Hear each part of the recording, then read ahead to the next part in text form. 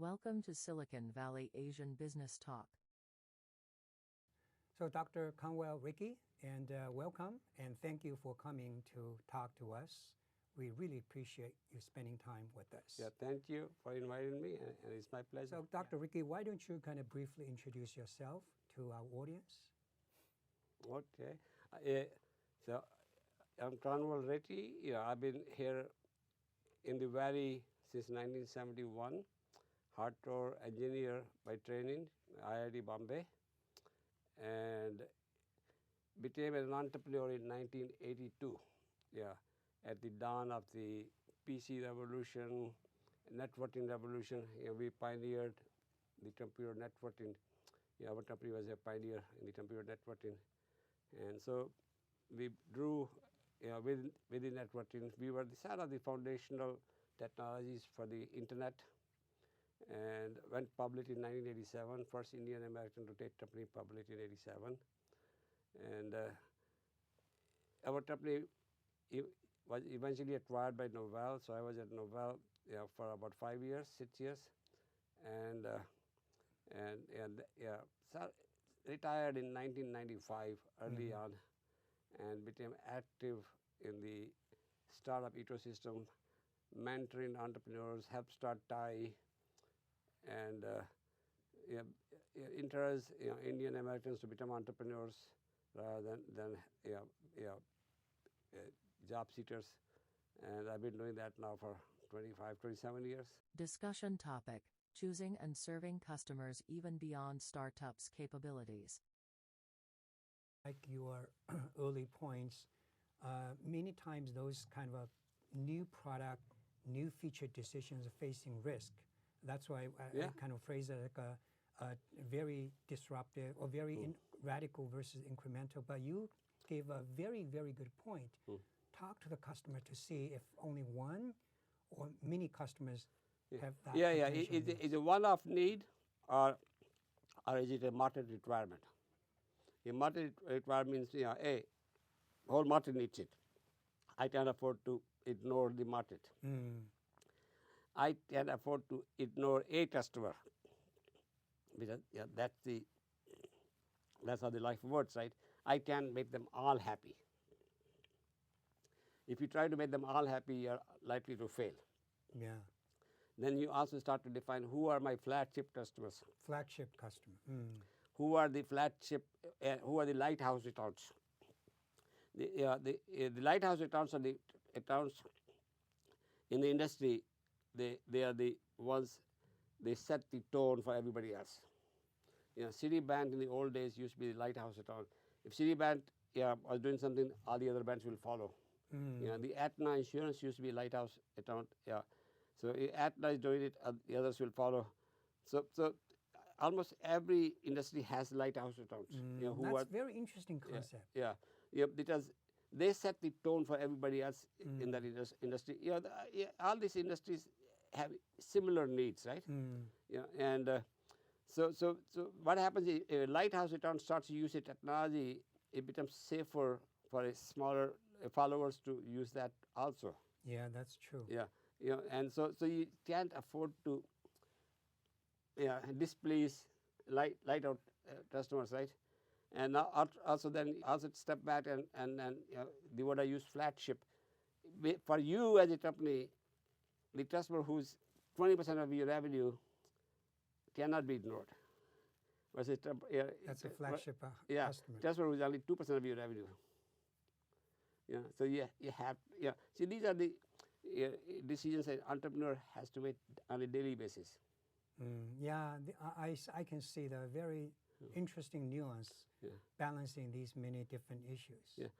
And a good entrepreneur has to play this game in a very adept fashion.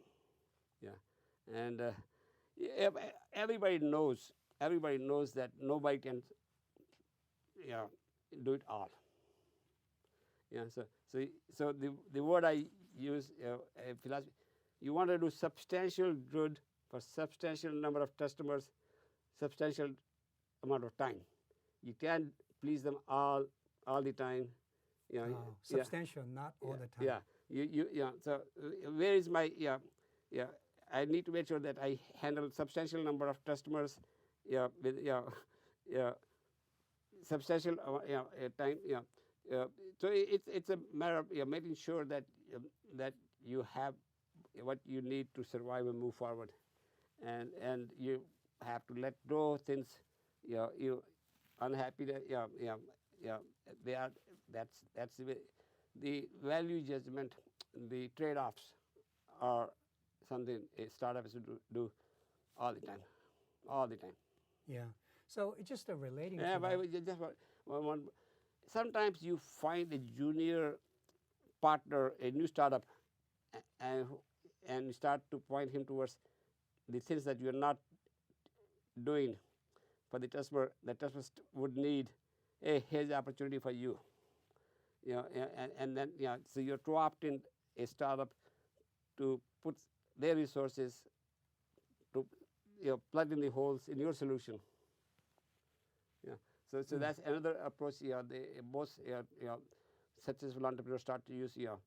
I need to have other people's, and this is the point made earlier. These are my now partners in the marketplace, even though they have ambition to replace me. But short term, customer has that issue. I am not going to be able to do it.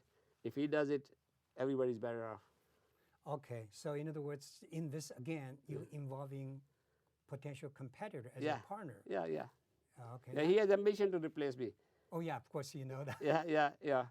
But meanwhile, I will, and he also needs a business now to survive. At least a win-win for now. Yeah, win-win for now, and we'll talk more later. Yeah. See, you never want to worry about what may happen tomorrow. You have to worry about this month, this quarter. I need to make my numbers now. Makes sense. It's a fragile situation. The primary goal is to become self-reliant financially. Yeah, that's the key. You mentioned earlier. And if other people can put their resources to further your cause, yeah, why not? Why not? Right? Yeah. Thank you. These are fascinating points. Just one small follow-up question, then we'll move on to the next question. You're talking about a substantial group of customers that pay your bill, make you survive, keep your lights on, versus lighthouse customer. Is it possible that the demands of the lighthouse customer might be different from so-called the substantial group of customers because they are at different stages? Yeah, happens all the time. So how, as a company, So how do you balance? so this is again, you have to use your judgment. Yeah, this your customers always have to come first. Yeah. The one who's giving you 20% of your business, you might go for a lighthouse account, which is giving you the market exposure, but the my customer is paying my bills. I know. And keeping my team employed. So there's a judgment call there. And what happens? You don't talk to people. You talk to people, and many times your customers are willing to help you out. How do I make this thing work? So what happens is you get to a place where there is a mutual dependence between you and the customer. The customer depends upon you, and you depend upon him, right? And then you start to do a joint planning. What is that you need, that I need to prepare, and what are my compulsions that you need to be aware of? So some joint play. This is the point. A CEO's job, an entrepreneur's job, is to make sure he is on top of his customers' needs and requirements, and customer is fully aware of what you can offer him. If you are not able to offer him and you surprise the customer, you are going to lose a lot more than just an order, right? Almost everybody goes through this problem. The old-fashioned IBM. Old-fashioned IBM, where they control the whole situation. Those days are long gone. companies like Microsoft are not able to handle. Mm. So Microsoft, so most of the companies, when you get to a certain size, you start up having this group which is looking for partners to plug in the holes in your solution. Almost all these companies, Microsoft, Amazon, they all are looking for partners, to complete their solution. So don't try to do everything by yourself. Yeah, you're not going to be able to do it.